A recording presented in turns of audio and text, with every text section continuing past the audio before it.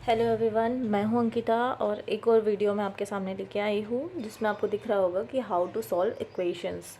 देखिए, जो छोटी क्लास के बच्चे होते हैं स्पेशली उन्हें इक्वेशन सॉल्व करने में बहुत प्रॉब्लम जाती है। लेकिन प्रॉब्लम ये है कि जब हम हमारी बेसिक क्लासेस क्लियर नहीं कर पाते, बेसिक कॉन्सेप्ट क्लियर नहीं करते, जब हम स्कूल में होते इतना ध्यान नहीं देते, तो आगे चल के हमें बहुत प्रॉब्लम्स झेलनी पड़ती है। बहुत सारे होते हैं ऐसे जिनको आज भी इक्वेशन सॉल्व करते नहीं बनती, क्योंकि मैं देखती हूँ बच्चों को, उनको कॉन्सेप्ट ही समझ नहीं आता कि हम इसे कैसे सॉल्व करें, है ना। वो रटते हैं, तो रटना एक गलत चीज़ है। आपको ध्यान से समझना पड़ेगा कि ऐसा क्यों हो रहा है ना, इक्वेशन ऐसे कैसे सॉल्व हो जाते हैं। तो देखते हैं कि कैसे सॉल्व करना है। मैं कोशिश करूँगी कि आपको मैं अच्छे से एक्सप्लेन कर पाऊँ। चलिए देखते हैं।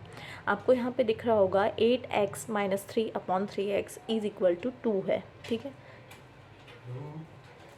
तो देखते हैं आगे कि इसको सॉल्व कैसे करें।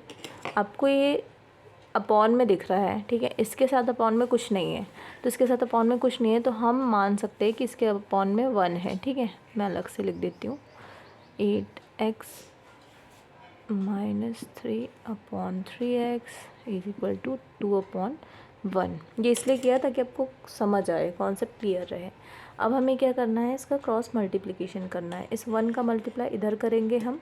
क्रॉस का मतलब ऐसे क्रॉस करते हैं ना हम, तो इसका मतलब ये होता है कि ये जाएगा इधर, ये जाएगा इधर, ठीक है। तो 8x - 3 में 1 का करेंगे तो इतना ही आंसर आएगा, ठीक है। अब इस 2 में इस 3x का मल्टीप्लाई करना है, तो ये जब 2 का मल्टीप्लाई होगा 3x से तो कितना हो जाएगा, 3 2 ज़ा 6, और x तो जैसा का वैसा ही रहेगा। 8x - 3 भी जैसा का वैसा रहेगा।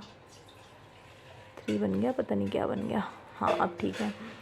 अब हमें क्या करना है, जो x वाले हैं ये एक फैमिली से बिलोंग करते हैं, तो हमें क्या करना है, इनको एक ही फैमिली को एक ही साथ रखना है। तो 8x माइनस, अब ये यहाँ पे देखिए, अब आप बोलोगे तो यहाँ तो कोई साइन ही नहीं दिख रहा। बहुत सारे बच्चों के मतलब मैंने ये डाउट सुने कि मैम यहाँ तो कोई साइन ही नहीं है, तो इधर आके कैसे माइनस में हो गया। तो बेटा, यहाँ कोई साइन नहीं होता, इसका मतलब होता है कि यहाँ प्लस है। प्लस को लिखते नहीं है, ठीक है। तो यहाँ पे कोई साइन नहीं, इसका मतलब है यहाँ पे प्लस है। तो इस प्लस को हम इधर लेके आएंगे तो ये माइनस में हो जाएगा, ठीक है। तो 6x जो है इधर आके माइनस में हो गया, ठीक है। इक्वल्स में क्या है, ये -3 है। ये 3 अकेला उठ के नहीं आता, ये अपने साथ इसका जो सिंबल होता है ना वो भी लेके आता है। तो ये वाला जो -3 है इधर आके +3 हो जाएगा। तो क्या मैं यहाँ +3 लिखूँ? बिल्कुल नहीं, क्योंकि प्लस को लिखने की ज़रूरत नहीं पड़ती। वो लिखने की तब ज़रूरत पड़ती है प्लस, जब यहाँ कोई नंबर हो और यहाँ कोई नंबर हो, तो आपको यहाँ पे प्लस लिखना पड़ेगा। बट यहाँ ऐसा सीन नहीं है, यहाँ पे कोई नंबर नहीं है, ठीक है। मान लीजिए यहाँ पे होता कुछ बड़ा सा नंबर, होता 5 होता, है ना, पहले से ही होता, और इस 3 को हम जब यहाँ लाते तो +3 ऐसा लिखते। बट क्योंकि यहाँ पे कोई नंबर नहीं है, इसलिए हमने क्या किया, उसको जैसा का वैसा लिख दिया, ठीक है। बस माइनस हटा दिया। अब 8 - 6 करेंगे तो कितना होगा, 2, है ना। तो यहाँ पे कितना बचा, 2x बचा है, इज इक्वल में 3 है। अब क्या हुआ, 2x इज इक्वल में है 3। अब x यहाँ पे बचा लेंगे, क्योंकि हमें क्या चाहिए होता है, इसमें x की वैल्यू चाहिए होती है। अब ये जो x है ना, इसके साथ मल्टीप्लाई में है। अब आप बोलोगे कि मल्टीप्लिकेशन का तो कोई साइन ही नहीं है। तो बेटा, जब ये दो नंबर के बीच में कोई भी साइन नहीं है, अब आप ये मत बोलिएगा कि यहाँ पे प्लस का साइन होता था ना। तो देखो, प्लस का साइन वो तब होता है जब उसके सामने कोई नंबर नहीं होता, बट इसके सामने कोई नंबर है, इसका मतलब यहाँ पे मल्टीप्लिकेशन है।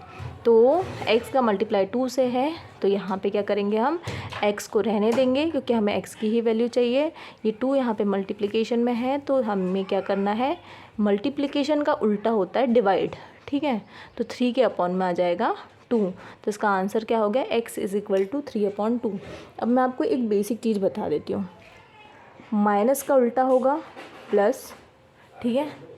प्लस का उल्टा होगा माइनस, मल्टीप्लाई का होगा डिवाइड, और डिवाइड का होगा मल्टीप्लाई इधर आके, ठीक है।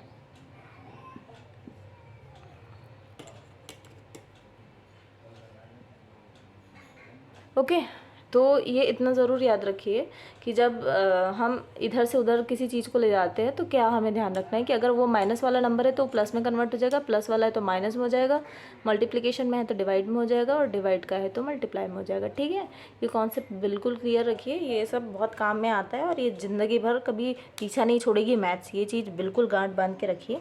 अगर आप ये सोच रहे हैं कि हम साइंस ले लेंगे, आर्ट्स ले लेंगे और मैथ्स कभी नहीं करना पड़ेगा, ऐसा नहीं होता।